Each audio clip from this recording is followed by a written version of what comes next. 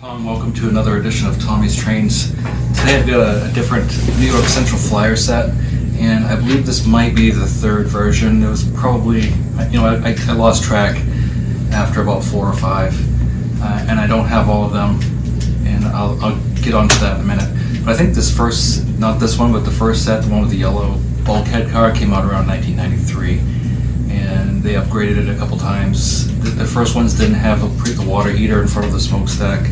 Then, like in the middle, they did, and then when they got to this one, they didn't have it anymore. So I don't know if the water heater trains are more collectible or not. I couldn't tell you. I know the caboose has changed a couple times. The color of the 2 freight cars has changed a couple times, and this one has rail sounds. So rail sounds, train sounds. Rail sounds is like the cheaper version. Train sounds, I think, is the more advanced version.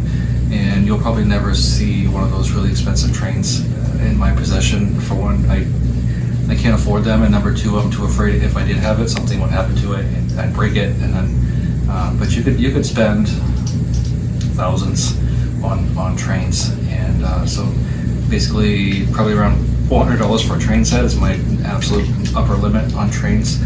I'd like to get these starter sets mostly, and a lot of the generic tabletop equipment, because if it falls or something happens to it, I don't feel like I'm really out anything. They're a dime a dozen, you can buy more.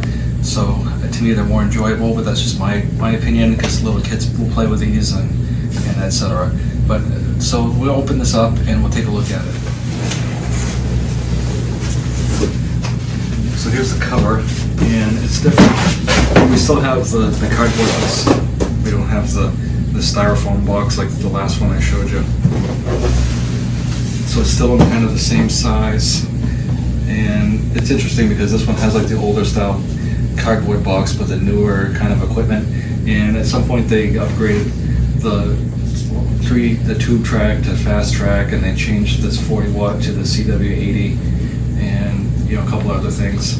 I think the last version might have had a spotlight car or a searchlight car, and then there were some expansion packs, and I have one, and I don't know if that's the one of them is more rare than the other, and I don't know which one's which, but I do know when they first came out I did buy an expansion pack, the freight expansion pack for the New York Central, and for the not Penn Central, I keep saying Penn Central, the Pennsylvania, I got the passenger set and the freight expansion set. So the box here, we got digitally recorded whistle, bell, steam chug, and crew announcements, die-cast, locomotive, headlight, smoke. I don't believe this was made in the United States. It doesn't say anywhere made in the USA. It's a little bit more quirky probably than some of the ones I've done before, and I've got some dust on it. This tender here is really heavy because it does have all the electronics in it, so we'll get into that here in a second. And you can see there's a dial on here, and we've got some pickups and a lot of stuff going on. So it's still all contained in the tender, though. There's no tether that goes to the locomotive itself. So we'll take a look at this 442, and the wheel arrangement is an Atlantic, but it's not really modeled after any particular train in general, not like the Hiawatha or something and stuff. It basically got its roots with the old 242 Scouts, and the only really thing in common between this and the 442s during the MPC era was just the wheel arrangement. But they did at some point, when they went to a can motor and they changed the smoke unit, because some of these 442s they didn't have a smoke unit, and so what they did is they just elongated the locomotive to fit that can motor in, and also the smoke unit. Some have a plunger, some don't. The Pennsylvania train I had, the smoke unit wasn't much, so I believe the Pennsylvania train was the bottom line introductory level for a while. But there's been so many variations of the New York Central and Pennsylvania that I don't see it in my future that I will collect all of them. I just have some of the different variations of things, and it's fun to show these to you. So this 442, it is an Atlantic arrangement, but it's not really fashioned after any locomotive in particular. So these ones are pretty reliable. I mean, they're as reliable as you're going to get. It doesn't have this separately applied grab irons like some did. It's got the chuffing smoke, the headlight. There's no crew in here, but other than the pilot, which is the only thing I've ever seen broken, unfortunately none of mine are broken, is this train is really as rugged as you're going to find a train for Lionel. And Lionel's whole thing was rugged trains for little hands, and so this drawbar arrangement is probably the best for little kids. It's really simple to hook your train together, and there's no tether, there's no wiring, there's nothing that's going to break. When you grab this locomotive, you don't have to worry about pieces falling off when you pick it up. If it goes off the tracks or whatever, it's pretty much gonna retain its integrity for the most part. So here we've got the different version of the NYC boxcar. I've got some brown ones, and one of the things I did notice when I was looking at this is this says built 743, whereas the previous rendition of this I had showed the actual date that Lionel built it. It said built by Lionel, like 1986 or 1993 or whatever it was. I don't remember anymore. But really unremarkable. These freight cars were molded in color, so it means that they weren't painted. They were just whatever color they wanted it to be. They molded the plastic in that color. So the graphics are pretty good on it, and I don't know if some of them are painted now. I don't know things like that, but I do know that these were molded in color. These were your introductory sets, but they did have metal wheels on them, and they did have metal trucks. The rest of the car is plastic, but they're pretty rugged. So again, very basic, but it's good enough. And one of the things about O scale and O27 is some of the proportions are a little different, so that they can navigate the tracks. And a lot of people who do O scale, they want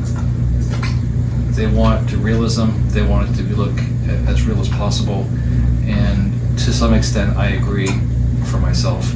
But mostly, I play with kids, or I put these on the floor and put them around the Christmas tree. So to me, what's most important is that they are structurally very sound, and they're more robust. So these are perfectly fine for me. I do have some higher end cars, but I don't typically take them out, and it's just by happenstance that I acquired them. Some of them will have the sprung metal trucks and a lot of different things. In fact, the cheapest ones that MPC made that I had, the coupler only worked on one end, and then they had some cheaper ones that the couplers, they didn't work at all. They were just permanently closed, so you had to lift the car up. But a lot of them only had a coupler on one end. And so this is a different version. I've got a green one, a yellow one. I don't think I have the yellow one anymore. I sold the yellow ones. I didn't like it. They looked like, that was where I drew the line at like toy looking. It just looked terrible. So I don't have the yellow version, but I do have a green version. And this gray, battleship gray version is pretty neat. And this one actually does have a built date. It says built 2001 by Lionel. So we're at the transition period in 2001 where they were sending manufacturing overseas, and they were also transitioning from the traditional tube track over to fast track, and the transformer was going away and being replaced by the CW80. And I have, I think, 3 or 4 of those CW80s, and some of them make some funny noises when they're on, some don't. I don't know how robust they are, but I mean, I've had them 20 years or so and they still work, so I guess that speaks for itself. So anyway, pretty unremarkable, other than these cars are really robust and they'll stand a lot of playtime. I like these cars a lot because you can pretty much haul anything in it. These and gondolas are probably 2 of my favorite cars to use. It's all plastic. We have metal wheels and trucks, and a combination of plastic and metal couplers on them. So it's still a good car. I really like these, and I think probably a significant amount of people who use Lionel trains like these cheaper ones because it's what they can afford. And if something, they roll off the table or something, you're not out $1,000. This right here, I'm not sure how I feel about it. I like the red. I like the graphics. The yellow, it kind of looks like, I don't know. I don't like the yellow one. I like the green ones and the brown ones. But anyway, the red caboose pretty much the same thing that they put out with everything, and couplers on both ends, and again the metal trucks and plastic and metal couplers. But they operate. It works. To me, it's fine. It's okay. I just like these boxes with lift-out trays because in my collection of Lionel boxes, I've got like some boxes just have tracks, some just have like operating accessories, some just have wires and controllers, some just have trucks, or some just have scenery. It just makes it easy to organize your stuff with these boxes, whereas the ones with the styrofoam is molded around the train, you pretty much can't put anything else in there. This set came standard with this freight load, which it's pretty good. It's got some containers, some bins, some barrels, pipe. We've got pallets. It's like a water trough. A lot of different cool pieces of freight that you can move around. You can put these in the trucks. You can put them in a lot of different things. In fact, Matchbox for a while back in the 80s or 70s, I don't remember it, but I've got a couple of the Matchbox forklifts, and the fork part goes up and down, so those work pretty good with that. So we're still looking at tube track here, and this was just an oval that came out. Unremarkable. But most of the sets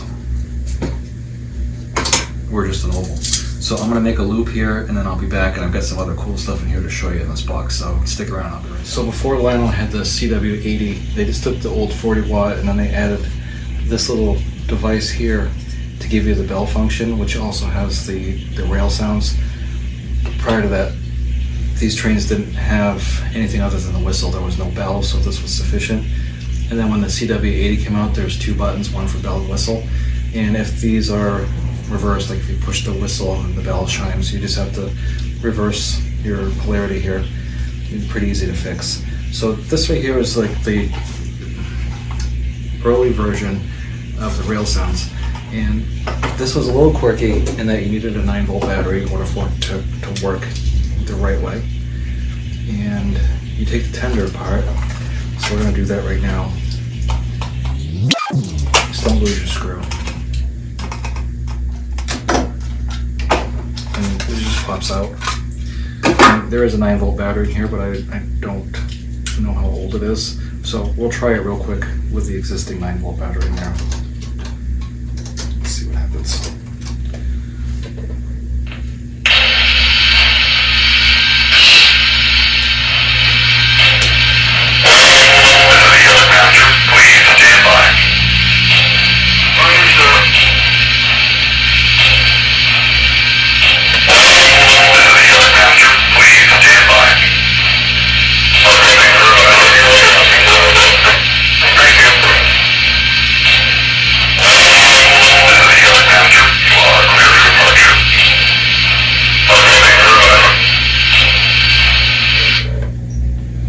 So the way this should work with the 9-volt battery is when I kill the power, it shouldn't kill the noise. There should still be like a shutdown sequence. So we'll try flipping out this battery here. And I can see why they changed it, because you don't want little kids opening this up and getting in there and messing up the board and stuff. So we'll get this 9-volt battery off. I just don't want to break these wires.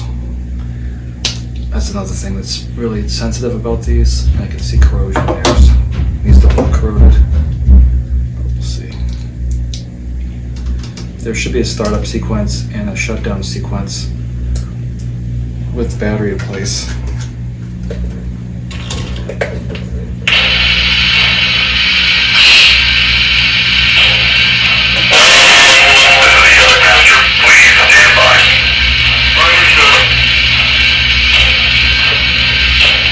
So kill the power, and you should hear the shutdown sequence coming.